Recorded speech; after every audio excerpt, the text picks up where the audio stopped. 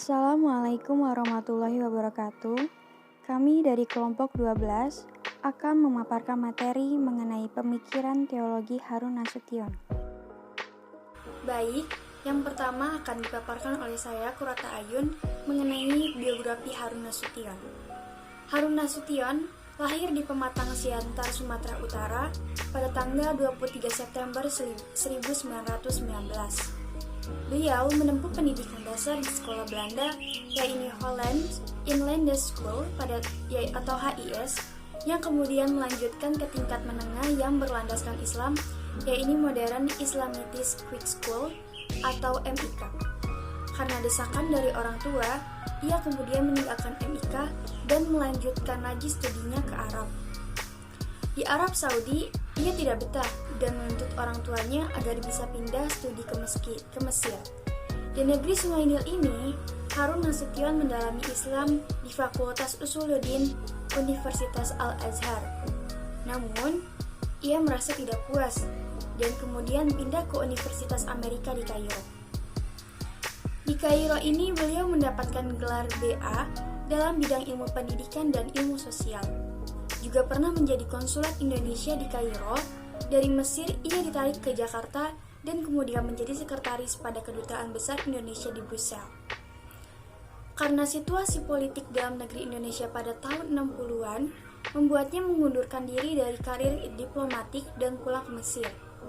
Di Mesir, Harun Nasution kembali menggeluti dunia ilmu di sebuah sekolah tinggi studi Islam di bawah bimbingan salah seorang ulama fikih Mesir terkemuka, yaitu Abu Zahra. Ketika belajar di sinilah, Harun Nasution mendapatkan tawaran untuk melanjutkan studi di Universitas McGill, Kanada. Untuk tingkat magister, beliau menulis tentang pemikiran negara Islam di Indonesia. Dan untuk disertasinya, beliau menulis tentang posisi akal dalam pemikiran teologi Muhammad Abduh.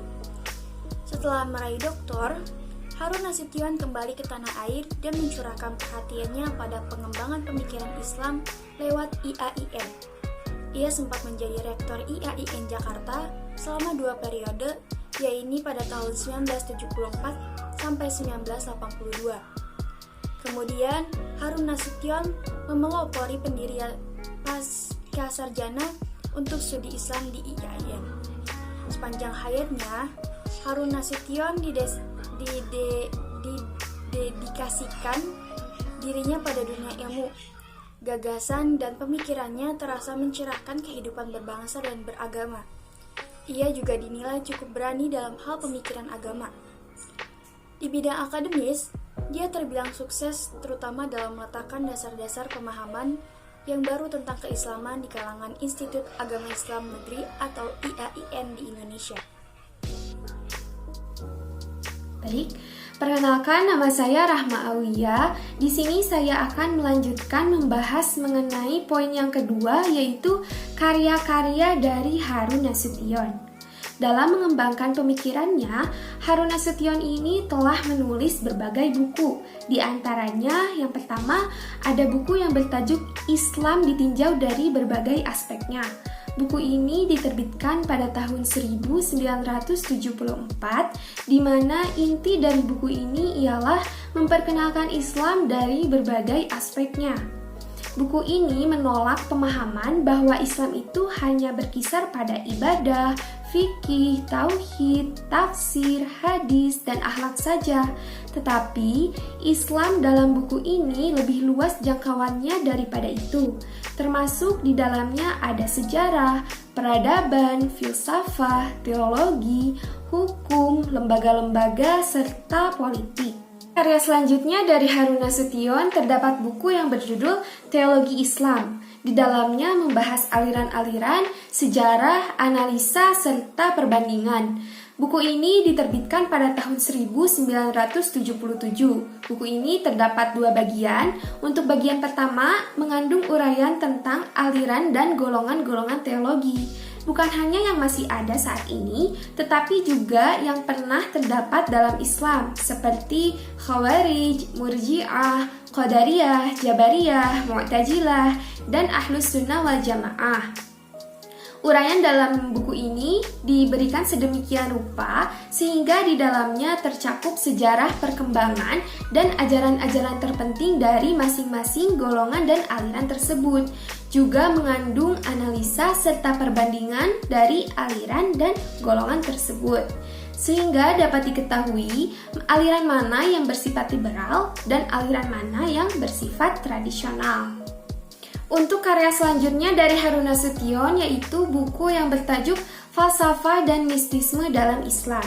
Buku ini terdapat dua bagian, yakni bagian falsafah Islam dan bagian mistisme Islam.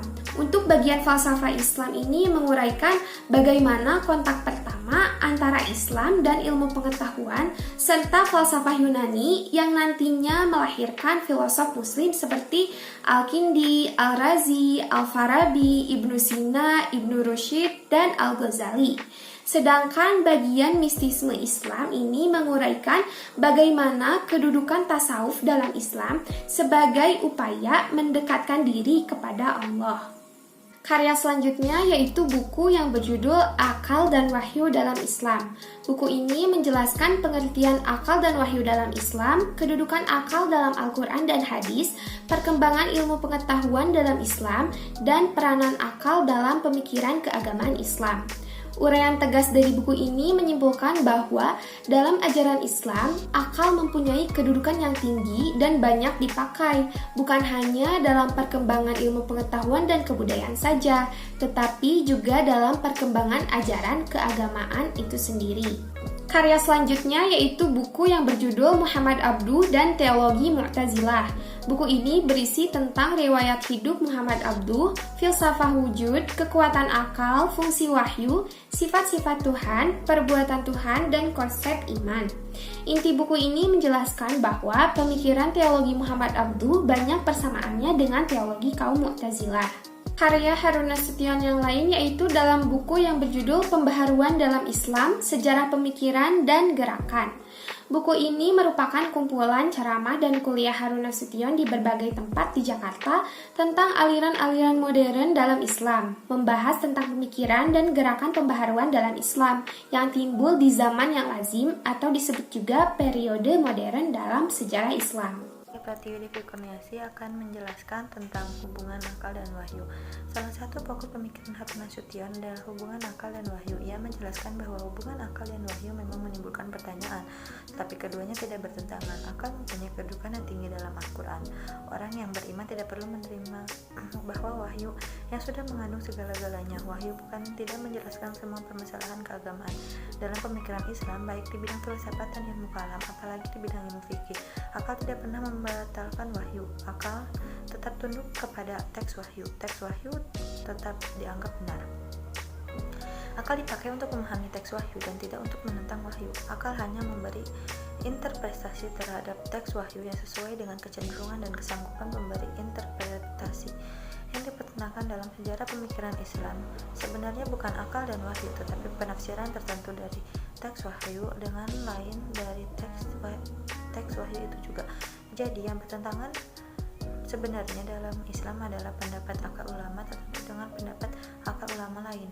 Menurut Harun Nasution, ajaran Islam harus dibagi menjadi dua, yaitu yang pertama, ajaran Islam yang bersifat dasar dan absolut. Ajaran ini hanya sedikit, yakni 4 hal. Pertama, tidak boleh ada dalam pemikiran Islam bahwa Allah tidak ada. Yang kedua, tidak boleh ada kesimpulan dalam pemikiran Islam bahwa Al-Quran bukan wahyu. Yang ketiga, tidak boleh ada kesimpulan dalam pemikiran Islam bahwa Muhammad bukan Rasul Allah. Yang keempat, tidak boleh ada kesimpulan dalam pemikiran Islam bahwa hari akhir tidak ada. Malaikat juga menjadi perdebatan orang. Takdir dan ikhtiar juga menjadi masalah dalam sejarah pemikiran Islam. Jadi, jika ada pemikiran Islam yang menyimpulkan menyimpang dari keempat tersebut, maka itu bukan pemikiran Islam lagi.